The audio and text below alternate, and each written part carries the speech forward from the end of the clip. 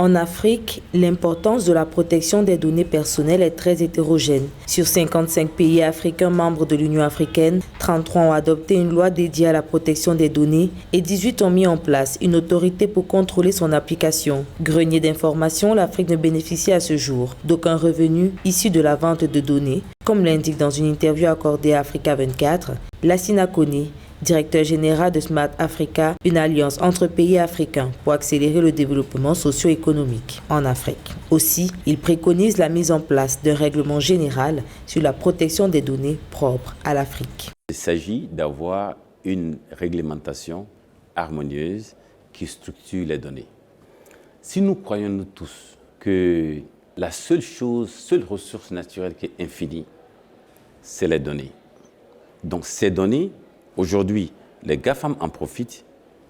L'Europe n'a pas en profité jusqu'à ce qu'ils amènent les GAFAM, ils amènent les RGDP. L'Afrique aujourd'hui est une autoroute complètement ouverte. Pas de loi harmonisée, donc les GAFAM s'en servent. Donc il est nécessaire pour l'Afrique d'avoir son équivalent de RGDP. La protection des données étant un enjeu majeur face à l'essor des nouveaux outils en ligne, les pays francophones ont créé en 2007 l'Association francophone des autorités de protection des données personnelles. Cependant, Smart Africa entend multiplier les efforts afin d'accélérer l'harmonisation des lois sur la protection des données personnelles. Smart Africa, nous avons lancé une initiative sur la protection des données personnelles et sur la gouvernance des données afin d'avoir une équivalence des RGDP dont le transfert des données entre les pays et entre les pays d'Afrique, aussi entre le continent africain et l'extérieur, soit bien structuré, de telle sorte que l'Afrique aussi en tire profit de cela. Parce qu'aujourd'hui, c'est les données qui sont vendues et l'Afrique aujourd'hui retient zéro de revenus sur les données.